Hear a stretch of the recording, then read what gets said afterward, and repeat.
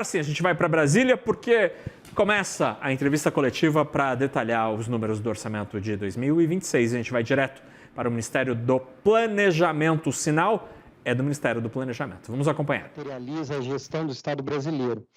A gente sabe que, além de números e prioridades, é um compromisso do governo com a responsabilidade fiscal, eficiência do gasto público e o desenvolvimento social e econômico do país. O orçamento que hoje a gente vai apresentar foi elaborado sobre as diretrizes do novo arcabouço fiscal, que garante previsibilidade, disciplina e sustentabilidade para as contas públicas, né?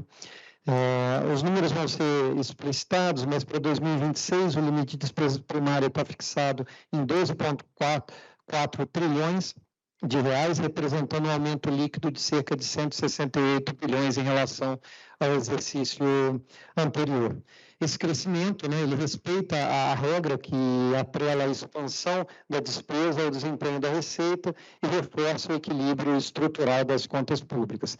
O ponto importante é destacar que a meta de resultado primário estabelecida é de 34,3 bilhões, equivalente a 0,25% do PIB, né? Então a gente passa a ter uma meta, né, depois de vários anos de superávit das contas públicas, reafirmando esse compromisso de consolidação fiscal e redução gradual da dívida pública. Então, a gente espera cumprir não apenas a lei, mas o dever de assegurar às futuras gerações que encontrem um Estado mais estável e com capacidade de investir.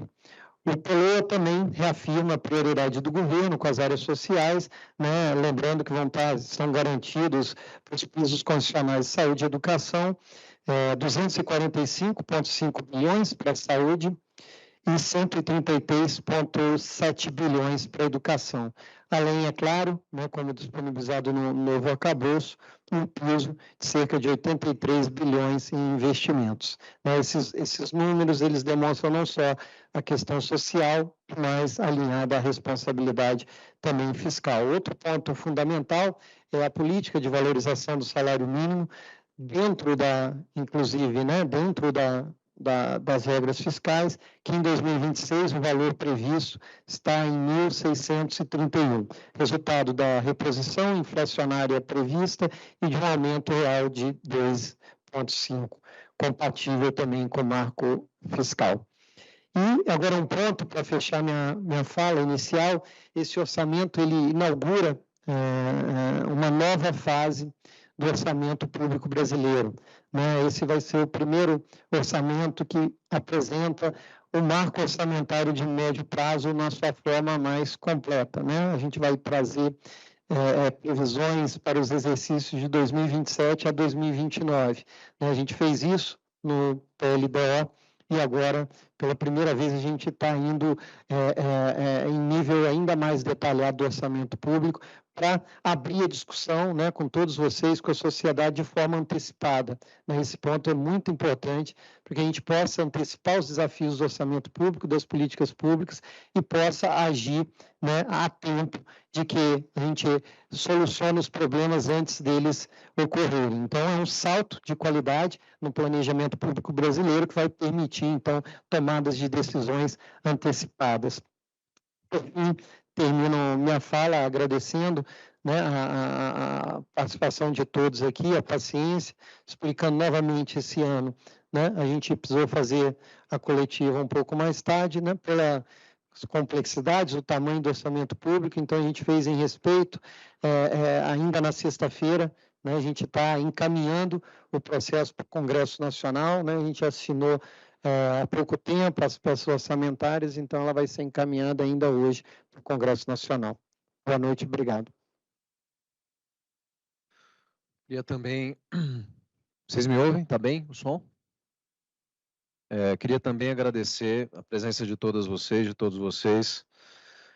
Sexta-noite, vamos fazer um desafio nós aqui do nosso lado e vocês também, já pedindo aí compreensão de todo mundo, dado o avançar da hora e da semana.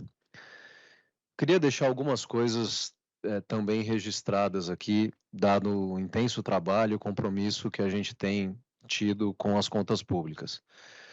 Duas ideias centrais para iniciar. Nós estamos A gente passou de 23 para 24 fazendo o maior ajuste fiscal do governo central da história do real. A gente teve um incremento de 2 pontos percentuais do PIB em termos de diminuição do déficit, o que é maior do que o patamar anterior de 1,8 de 98 para 99. Então, em 24, ano já concluído, quando se tinha muito ceticismo em relação ao cumprimento da meta de resultado primário, a gente cumpriu, tem sido muito zeloso com relação a 2025, e para 26, como o Gustavo disse agora, a gente está apresentando uma proposta ao Congresso de Lei Orçamentária que tem o melhor resultado fiscal dos últimos 15 anos. Nós estamos falando de um superávit que é menos dependente de despesas extraordinárias, que está dentro de um planejamento, de uma consistência de estratégia. Veja, mais importante aqui é que eu tenho dito isso todas as vezes aqui, seja nos bimestrais, seja no relatório, no projeto de lei anual, a gente tem uma mesma estratégia, a gente vai seguir com essa estratégia, começamos com ela em 2023, nós vamos terminar esse governo com ela, que é uma estratégia que está dando bons resultados. Evidentemente que ela é sensível ao momento político, às discussões democráticas, a gente sempre faz o apelo para que os demais poderes da República compreendam a necessidade do país de ajustar suas contas, não é só o Executivo, é também o Executivo, é o Congresso, é o Judiciário.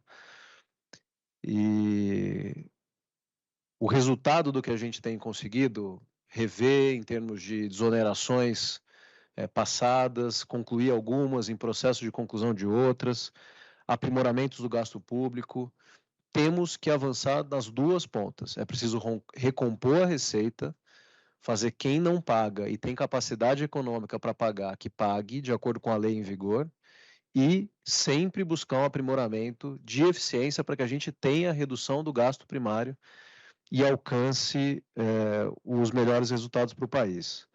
A gente tem bons resultados.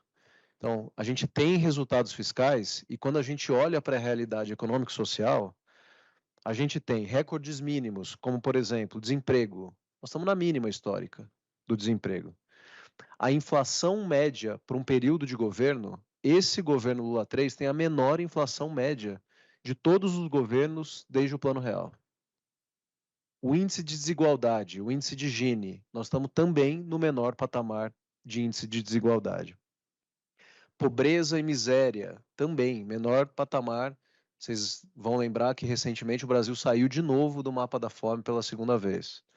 Jovens nem estudam nem trabalham, nós estamos no menor índice de jovens nem da história. E outros números, em recordes máximos nós estamos. Empregos formais, recorde máximo. Renda domiciliar per capita, recorde máximo. Superávit da balança comercial, batemos recordes nesses últimos 2 anos. Exportação de bens manufaturados. Mesmo a Bolsa de Valores, ontem no intraday, batemos de novo o recorde da Bolsa de Valores. Tudo isso tem acontecido em razão, em grande medida, da política econômica conduzida por esse governo, que tem responsabilidade com o social, com a economia do país, a economia concreta, os empreendedores, as empresas, busca a responsabilidade fiscal, conseguimos em 24, manteremos esse ano e avançaremos em 2026 para apresentarmos, entregarmos ao país um superávit. Essas duas ideias de que a gente tem consistência nos resultados fiscais e consistências nos resultados socioeconômicos é muito relevante para a gente. Isso aponta que nós estamos no caminho correto. O Gustavo já mencionou, eu faço aqui um reforço que as regras fiscais aprovadas pelo arcabouço, elas têm nos impulsionado e mobilizado não só o Executivo como o Congresso a fazer uma melhor busca de eficiência do gasto público e nós temos uma série de medidas também para tratar. Indo para um segundo nível, a primeira mensagem que eu queria passar era essa em termos mais gerais. Olhando para o orçamento de 26, eu destacaria 3 coisas a vocês.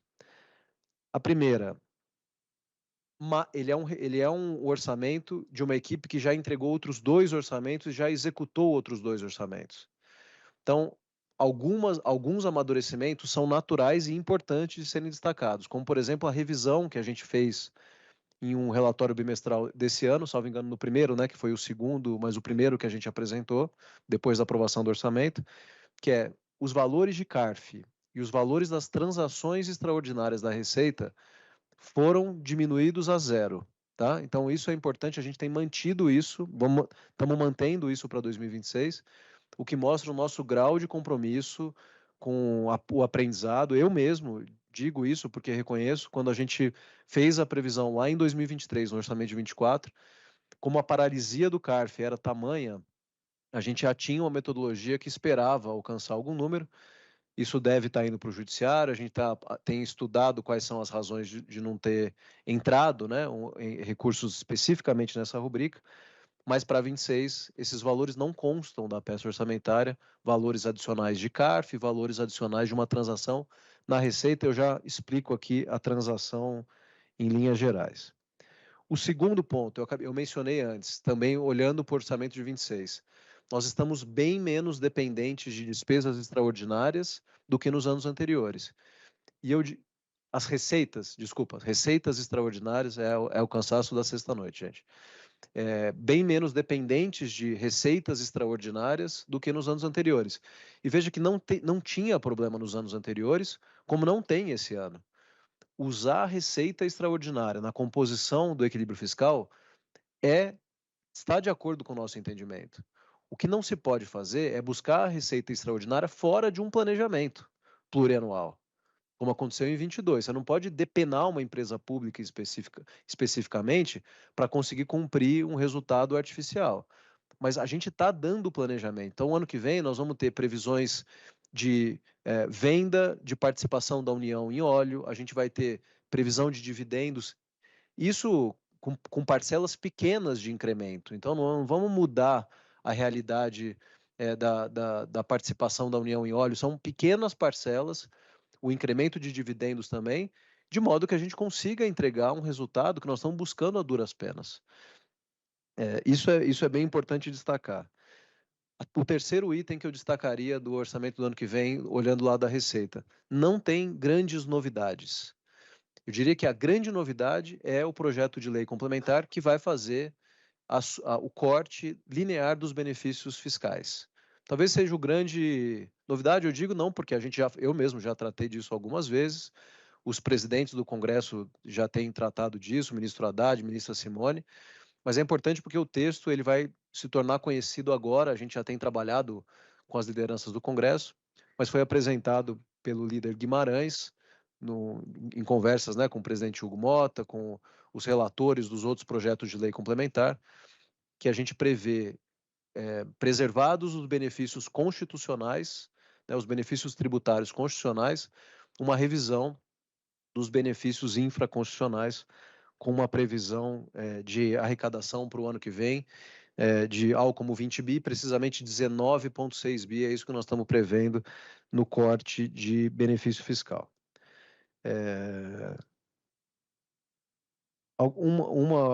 Uma última menção, só para esclarecer o ponto das transações, isso já apareceu como dúvida numa das nossas conversas anteriores. Quando a gente fala de transação, a gente fala basicamente de 4 grandes blocos, tá? Nós estamos falando de blocos ordinários e blocos extraordinários. Os blocos recorrentes de PGFN e Receita, eles têm a previsão que é basicamente atualizada de um ano para o outro, né? Então, a PGFN tem a sua previsão, algo como 69 bi das transações que seguem no fluxo, a Receita tem uma previsão de entre 4 e 5 bi das transações recorrentes. Do lado extraordinário, a gente está tirando a da Receita, como eu já disse, anunciei há pouco, e a gente mantém para 2026 o programa de transação, o PTTI, num modelo, inclusive, um pouco mais avançado desse ano, em razão dos aprendizados, que também prevê algo um pouco menos do que a gente previu para esse ano, mas algo como 27 bi na transação não recorrente, dentro desse programa especial da transação que é liderado pela Procuradoria-Geral da Fazenda Nacional. Eu vou... Isso, a gente vai tratar disso, só cumprindo aqui essa minha introdução, que eu queria deixar esses pontos. Eu vou devolver aqui para o planejamento, o Clayton passa pela apresentação e o Claudemir daí detalha ponto a ponto os itens da receita. Clayton, por favor. Obrigado, secretário. Vamos passar aqui, tendo em vista o horário, vamos passar bem rapidamente pela apresentação, mesmo porque os senhores já tiveram acesso prévio, né, da apresentação, mas gostaria de passar rapidamente. Gostaria de passar rapidamente em alguns e destacar aqui alguns poucos pontos, por favor. Como o secretário Gustavo já mencionou, aqui estão todos os grandes números, né, do orçamento, limite de despesas primárias, e aí aumenta a variação desse limite em relação ao ano de 2025, mínimos cumpridos, mínimos da saúde, mínimo da educação, mínimo de investimento. Destaco aqui o crescimento do valor, o valor do salário mínimo para o PELOA de 1.631, que equivale a uma ampliação em relação ao salário mínimo desse ano de R$ 113.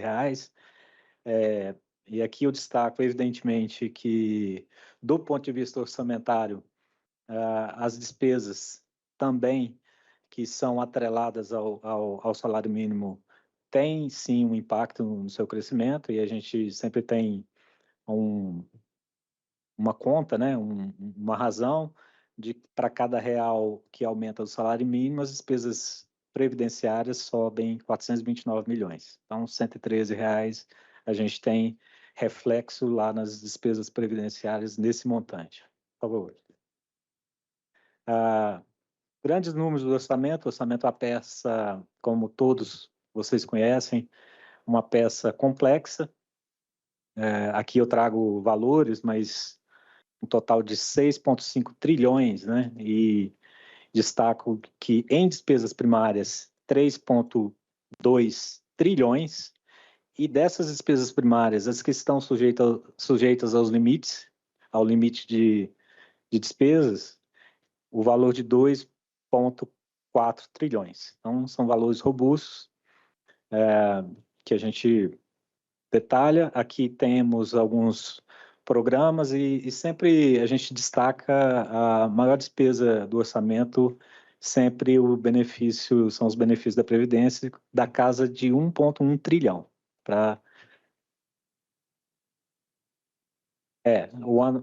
Esse ano de 2025 estava na casa de 1 trilhão. Agora, 2026, 1,1. Tá? Isso, evidentemente, como eu já havia dito, decorrente basicamente da variação do valor do salário mínimo e que afeta diretamente a despesa com benefícios previdenciários. Pode passar, por favor. Aqui, a grade de parâmetros utilizada no PELOA,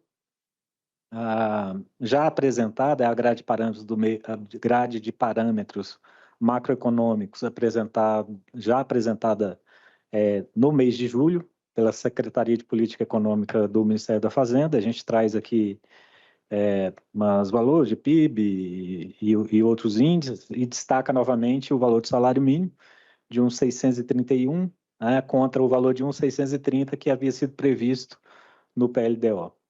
Pode ir. Como já foi dito pelos secretários Gustavo e Dario, para 2026 a gente vem com uma meta de resultado primário de 34,5 bilhões, é um valor robusto, 0,25% do PIB, e demonstra o compromisso desse governo com a responsabilidade fiscal, né, mantida a meta e no valor 34,5 bilhões. Pode ir. Gosto sempre de destacar essa variação do espaço do limite de despesas. Então, a gente comparando com o número de 2025, de 2.260, e números do terceiro relatório, no valor de limite de despesas primárias. E cresceu líquido 168 bilhões. Bom, e esses 168 bilhões, como basicamente ele é distribuído entre as despesas, né? Então, a gente vê novamente que desses 168 bilhões de crescimento do limite, a maior parte cumpre o aumento da necessidade de despesas obrigatórias, 153,7 bilhões. E tem um pequeno valor, um valor bem menor, 14,3 bilhões, que é o espaço que é direcionado para as despesas discricionárias. É o crescimento desse crescimento de 168 bilhões, o que vai para a despesa discricionária, que evidentemente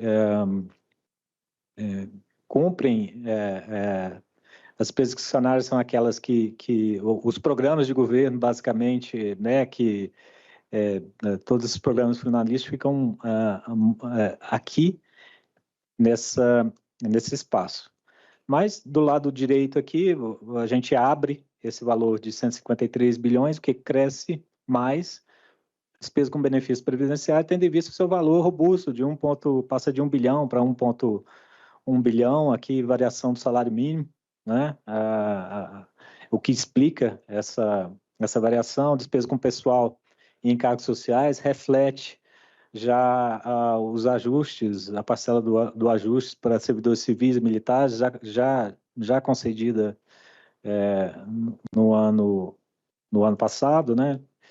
Então, é a parcela de 2026, e aqui abono e obrigatórios com controle de fluxo. Quando a gente fala obrigatórios com controle de fluxo, aqui, basicamente, despesas do Ministério da Saúde, que crescem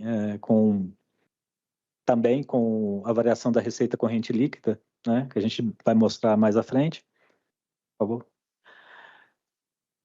Aqui, novamente, a gente apresenta percentual de despesa obrigatória e o percentual de despesas discricionárias do orçamento. Então, a gente sempre nesse patamar de cerca de 98% para cerca de 8%. Despesas obrigatórias e despesas discricionárias. Destaques. Mínimo da saúde cresce 7,9%, passa para 245 bilhões em 2026. Mínimo da educação cresce 8,7%, passa para 133,7 bilhões em 2026. Fundeb, uma despesa que vem crescendo acima